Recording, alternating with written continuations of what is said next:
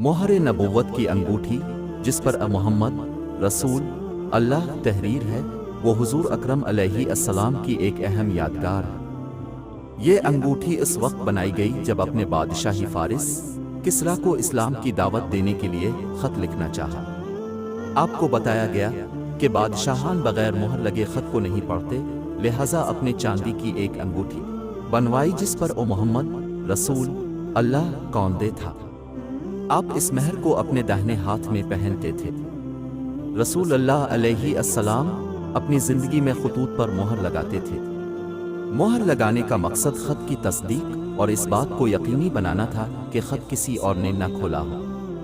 मोहर नबूवत की अंगूठी हजरत अबू बकर सिद्दीक रज़ी अल्लाह अन्हु को विरासत में मिली, फिर हजरत उमर फारूक रज़ी अल्लाह अन्हु और हजरत उस्मान गनी रज़ी अल्लाह अन्हु को।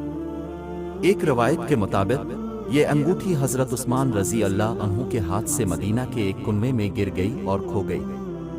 हजरत उस्मान रज़ी अल्लाह अन्हु ने एक और अंगूठी बनवाई जो मोहर नबूवत की अंगूठी की नकल थी। ये अंगूठी बाद में बगदाद फतह होने के मौके पर हाथ लगी और इसे इस्तांबुल ले जाया गया।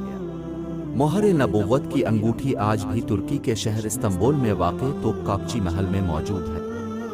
ये अंगूठी एक छोटे से संदूक में महफूज है जो महल के एक कमरे की दीवार में एक सुराख में रखा गया है। मोहर नबूवत की अंगूठी का इस्तेमाल 17वीं सदी तक सरकारी दस्तावेज़ात पर महर लगाने के लिए किया जाता रहा। ये अंगूठी मुसलमानों के लिए एक मुक़द्दस यादगार है और इसे हुजूर अकरम अलैहिस्सलाम की नबूवत का सबूत समझा जाता है। बाज़ रवायात के मुताबिक मोहर नबूवत खिलाफती अब्बासिया के दौरान बगदाद से बरामद हुई और इसे सुल्तान सुलेमान ने क़स्र में रख दिया, लेकिन ये बात साबित नहीं है कि तोपकापची क़स्र में मौजूद मोहर नबूवत असली है। मोहर नबूवत की तारीख के बारे में कुछ इख्तिलाफ भी पाया जाता है। बाज़ लोग कहते हैं कि रसूल अल्लाह अलैहिस्सलाम की मोहर कभी भी गुम नहीं हुई और वो अब भी दुनिया में मौजूद है, लेकिन इसकी जगह किसी को मालूम नहीं।